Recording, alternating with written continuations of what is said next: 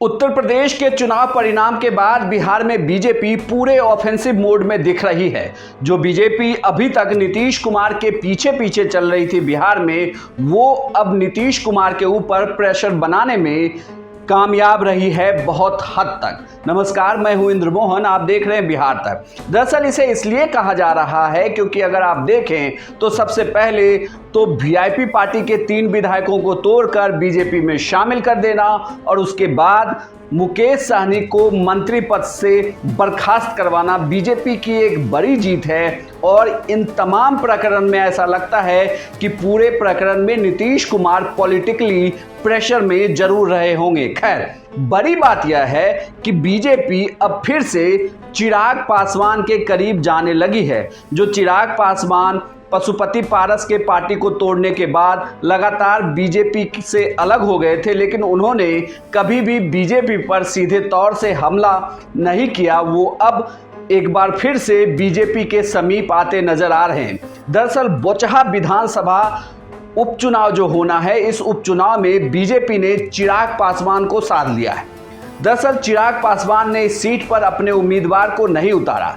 BJP ने अजय निषाद के जरिए चिराग पासवान से अपनी पूरी बात कही और चिराग पासवान उनकी बातों को मान भी गए। आपको ये बता दूं कि बोचहा विधानसभा उपचुनाव को लेकर बीजेपी यह तय कर चुकी थी कि अगर मुकेश सहनी बाहर जाते हैं तो इससे पिछड़ा, अति पिछड़ा वोट बैंक उनसे खिसक सकता है।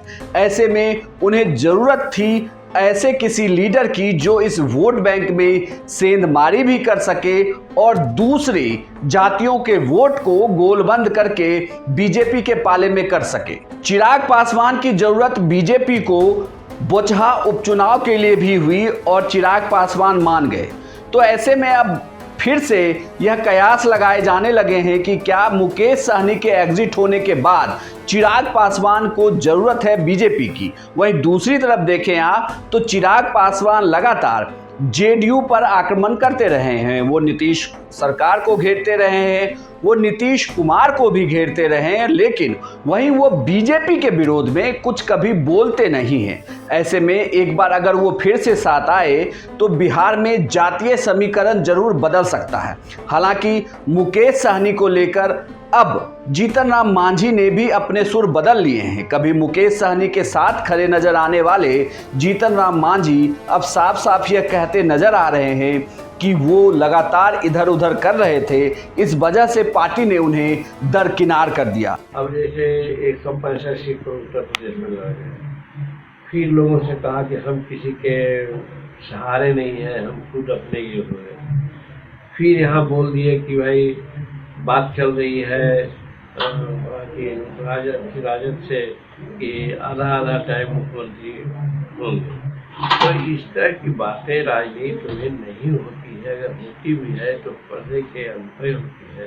अभी इस चीज को क्लियर कर रहे थे। फिर उन्होंने एक तरह से गठबंधन धर्म को तो जरूर तोड़ने का काम किया। बीजेपी चिराग पासवान के साथ बिहार में नए जातीय समीकरण को साध सकती है। दलित और महादलित वोटरों के साथ साथ अपर क्लास के वोटरों को साथ लाकर बीजेपी एक नया समीकरण बिहार में दे सकती है, क्योंकि अभी भी बिहार में दलित और महादलित वोटरों पर एलजेपी का कब्जा रहा है। और अगर आने वाले दिनों में चुनाव होते हैं, चूंकि बीजेपी अभी से 2024 लोकसभा चुनाव की तैयारी में लग गई है, इसलिए छोटे छोटे स्टेप के जरिए वो चिराग पासवान जैसे नेताओं को अपने साथ लाने लगी है और बोचहा इसके लिए एक महज उदाहरण है। तो आने वाले दिनों में अगर बीजेपी के साथ आपको चिराग पासवान दिखें तो इसमें कोई भी बहुत बड़ी बात राजनीतिक तौर पर नहीं होने वाली है। हालांकि वो जेडीयू का जरूर विरोध करते रहे हैं, लेकिन फिलहाल राजनीतिक जमीन तलाश रहे चिराग पासवान को एक ठिकाना जरूर मिल जाएगा और एक साथ भी जिसकी उन्हें ज़रूरत है फिलहाल राजनीति में। आपको यह पूरी जानकारी कैसी लगी हमें कमेंट बॉक्स में लिखकर जरूर बताइएगा। साथ ही बिहार की तमाम खबरों के लिए आप देखते रहिए बिहार तक। आप हमारे तक ऐप को भी डाउनलोड कर लें।